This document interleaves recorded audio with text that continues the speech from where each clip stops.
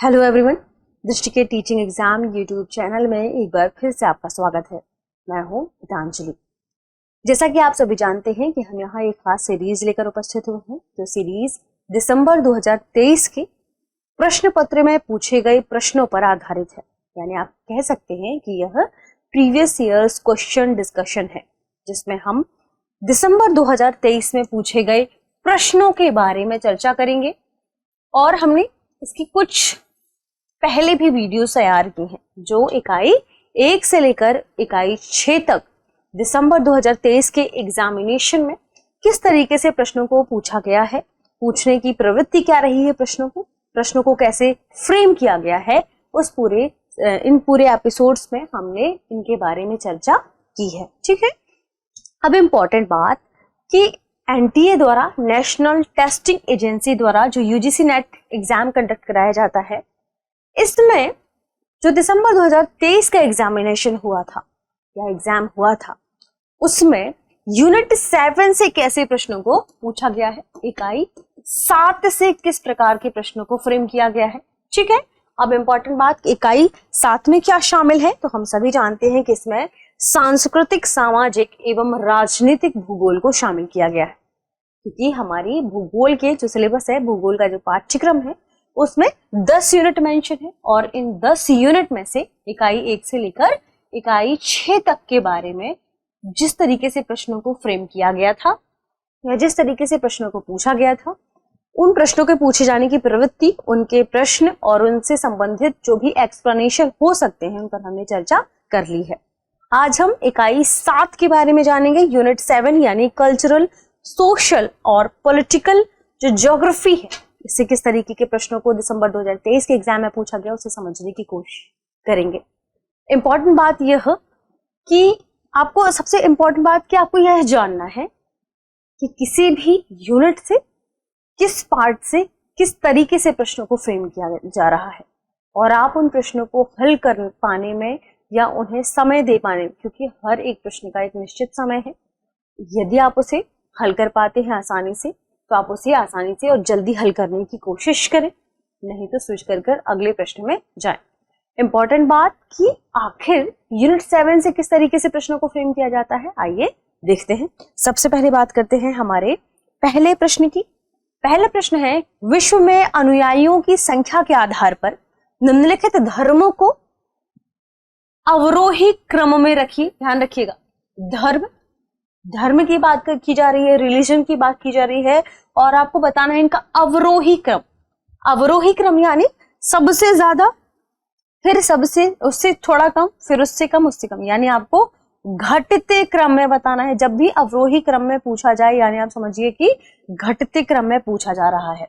अब आपके सामने जो धर्म दिए हुए हैं, हिंदू, मुस्लिम, ईसाई, बौद्ध, निम्नलिखित विकल्पों में से सही उत्तर चुनिए। आपके पास ऑप्शन है, ए में है 2314, बी 4312, 3124 और डी है 3214। इंपॉर्टेंट बात ध्यान रखिएगा, क्या लिखा है, अनुयायियों की संख्या के आधार पर, कि पूरी दुनिया में इन 4 धर्मों को मानने वाले लोग, अनुयायी लोग कौन से हैं। और इंपॉर्टेंट बात कि इन 4 धर्मों में सबसे ज्यादा मानने वाले या सबसे ज्यादा किस धर्म को मानने वाले लोग हैं, फिर उससे कम कौन सा धर्म मानने वाला है, उससे कम और फिर उससे कम, यानी आपको सबसे अधिक पूरे विश्व में मानने वाले धर्म के बारे में जानना है। यानी आपको पहले नंबर पर सबसे अधिक वाले को ढूंढना होगा। देखिए, यदि हम पूरे विश्व की बात करें तो देखिए, जो ये ब्लू कलर आप देख रहे हैं, ये दरअसल क्रिश्चियनिटी को मानने वाले लोग हैं। ठीक है, यानी आप देखिए इसमें पूरा क्षेत्र शामिल हो जाता है। उत्तरी अमेरिका, दक्षिणी अमेरिका, यूरोप वाला क्षेत्र आपने देखा, रशिया वाला क्षेत्र, ये पूरा एरिया कवर हो रहा है इससे। इतना ही नहीं, आपने देखा कि जो दक्षिण अफ्रीका वाला क्षेत्र है, पश्चिमी अफ्रीका वाला हिस्सा है, ऑस्ट्रेलिया है, न्यूजीलैंड है, ये सब किसमें किसे मानने वाले देश है, ये सब ही, यानी ये जो पूरा ब्लू कलर आप देख रहे हैं, क्रिश्चियनिटी को मानने वाले ये देश हैं।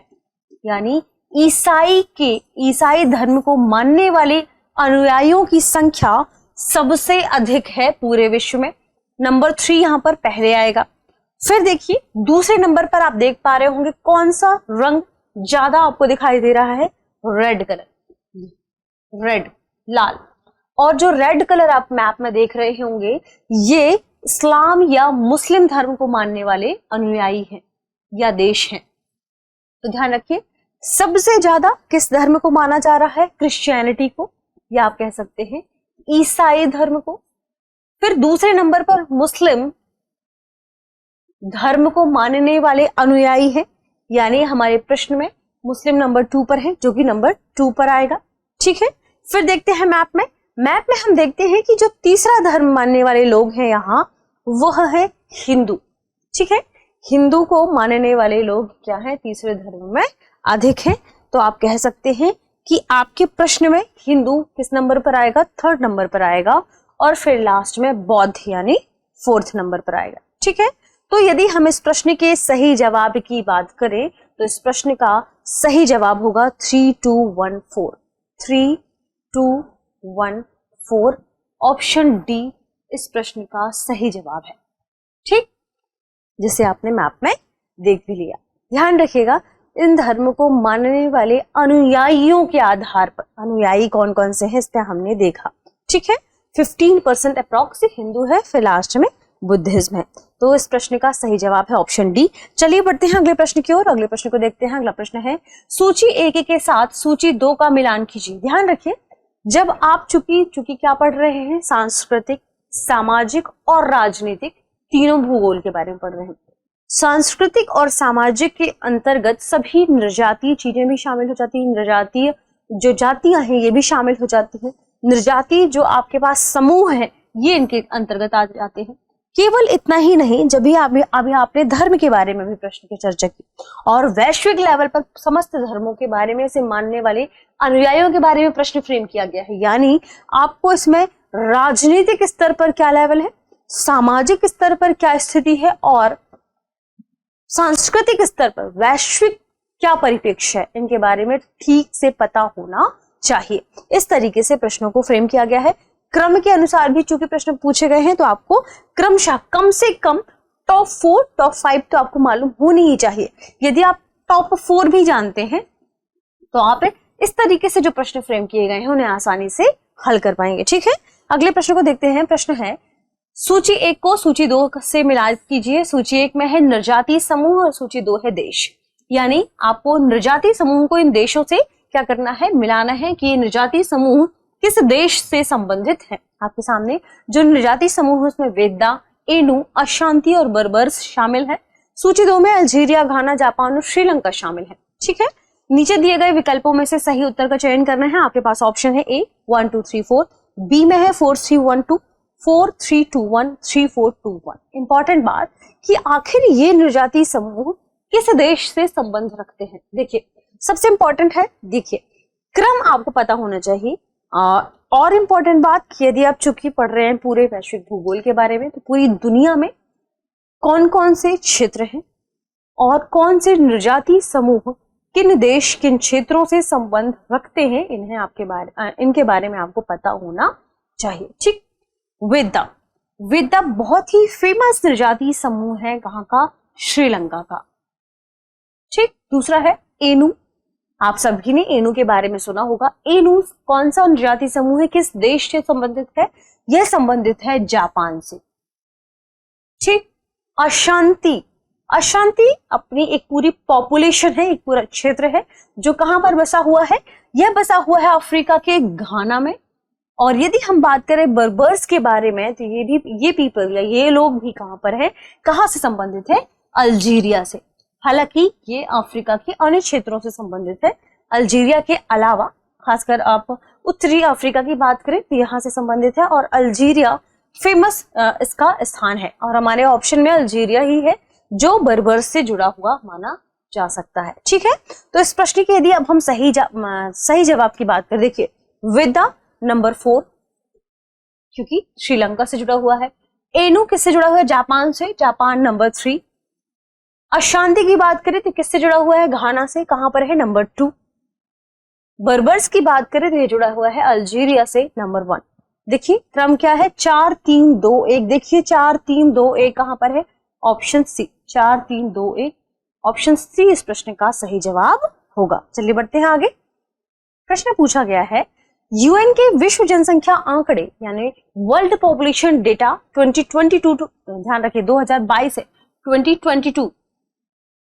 2022 के अनुसार आपको फिल इन द ब्लैंक्स में बताना है कि किस देश में 15 से 49 वर्ष की आयु वर्ग की 36.1% महिलाओं को HIV एड्स था। ध्यान रखिएगा।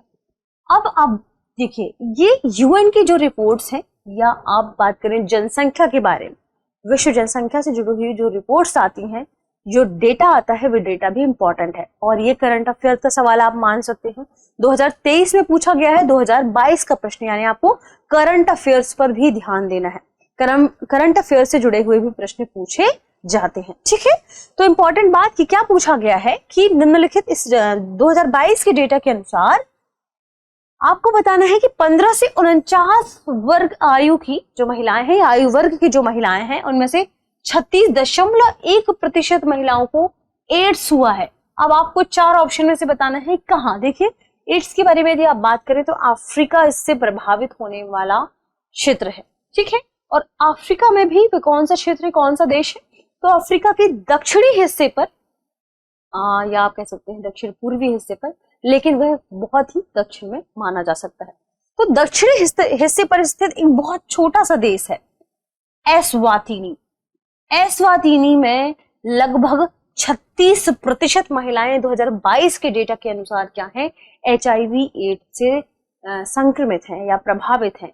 और ध्यान रखिएगा इनका जो आयु वर्ग है वह 15 से 49 आयु वर्ग है, ठीक है। तो 36.1% महिलाओं को क्या हुआ था, HIV एड्स हुआ था। ध्यान रखिएगा आंसर क्या है, एस्वातिनी। तो ऐसी रिपोर्ट्स के बारे में भी आपको ध्यान रखना है। और कौन सा क्षेत्र ज्यादा प्रभावित हुआ है, ये प्रश्न दरअसल वहीं से पूछा गया है। यही नहीं तो आप सोचे कि अब हमें तो हर देश का डेटा याद रखना होगा, नहीं। दरअसल कुछ की पॉइंट्स होते हैं हर रिपोर्ट में, हर डेटा में, जो की पॉइंट्स इंपॉर्टेंट होते हैं। उन की पॉइंट्स को आपको याद रखना है ऐसे प्रश्नों को हल करने के लिए, सही जवाब बताने के लिए, ठीक है। चलिए आगे बढ़ते हैं और देखते हैं अगले प्रश्न को। अगले प्रश्न पर चर्चा करते हैं। प्रश्न है, निम्नलिखित में से गलत कथन या कथनों की पहचान कीजिए। देखिए आप यहाँ भी कंफ्यूज हो सकते हैं, क्या लिखा है, निम्नलिखित में से गलत कथन पहचानना है। अब आपको कि गलत कथन या कथनों या कौन से कथन इनमें से गलत हैं। आप हो सकते हैं जल्दी जल्दी में पढ़ के चले जाएं कि निम्नलिखित में से कथनों की पहचान कीजिए। क्यों? क्योंकि यहाँ तो लिखा है निम्नलिखित विकल्पों में से सही उत्तर का चयन कीजिए। तो आपको देखेंगे कि निम्नलिखित में से कौन से कथन सही है। और जब आप गलत पढ़ेंगे तो ध्यान रखिएगा, जब आप कथन पढ़ेंगे तो आपको कथन में भी गलत कथन भी सही नजर आएगा। क्योंकि प्रश्न में क्या पूछा जा रहा है, यहाँ पूछा जा रहा है गलत। आपने पढ़ा कि सही कथन का चयन कीजिए, और फिर आप अगर गलत भी लिखा होगा तो उसे सही मान लेंगे, ठीक। आप देखिए गलत कथन हमें बताना है। गलत कथन में 4 कथन है। मैकेंडर के हृदय स्थल मॉडल के अनुसार भारत की अवस्थिति सीमांत अर्धचंद्र में है।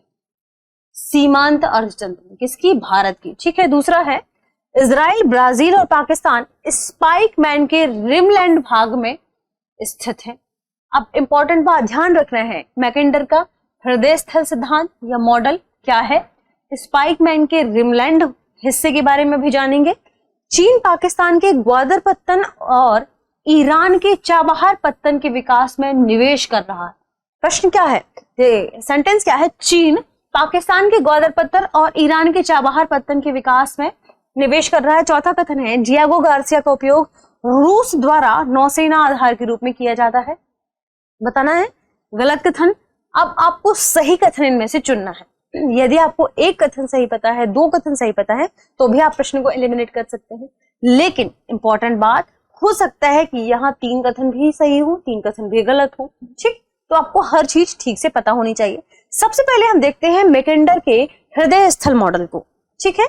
ये एक इमेज है।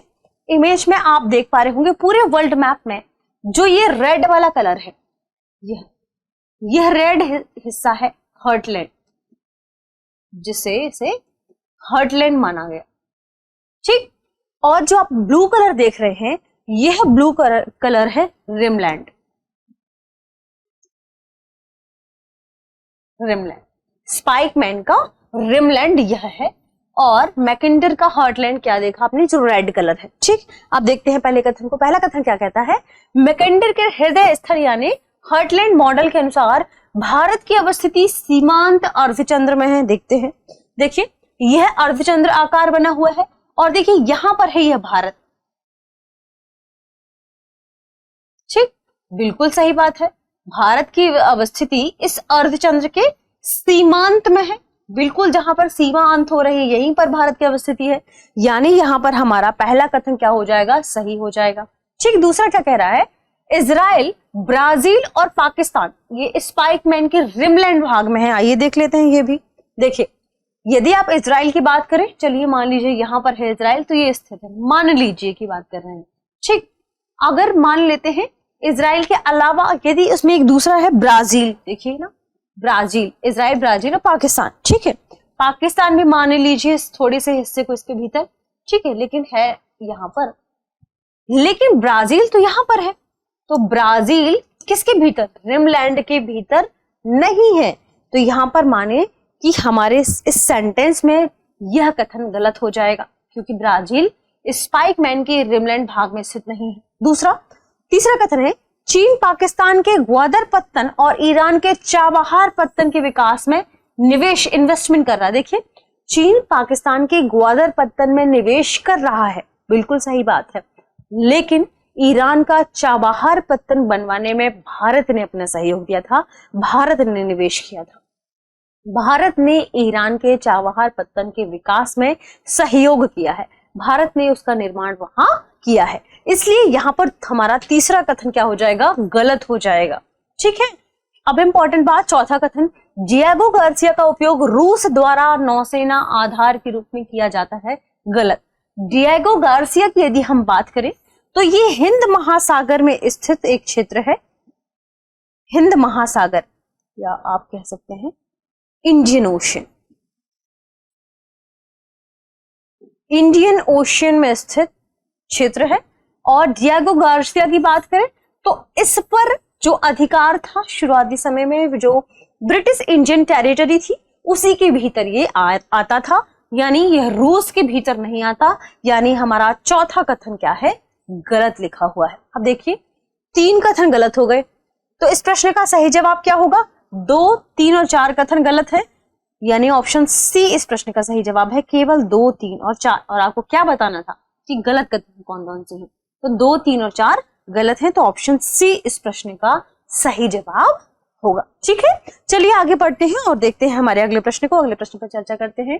प्रश्न है फिल इन द ब्लैंक्स, इसने ध्यान दिलाया कि मतदान भूगोल की प्रमुख मूलभूत कमी इसकी राजनीतिक भूगोल के समग्र रूप में अध्ययनों से संबंध स्थापित करने की विफलता रही।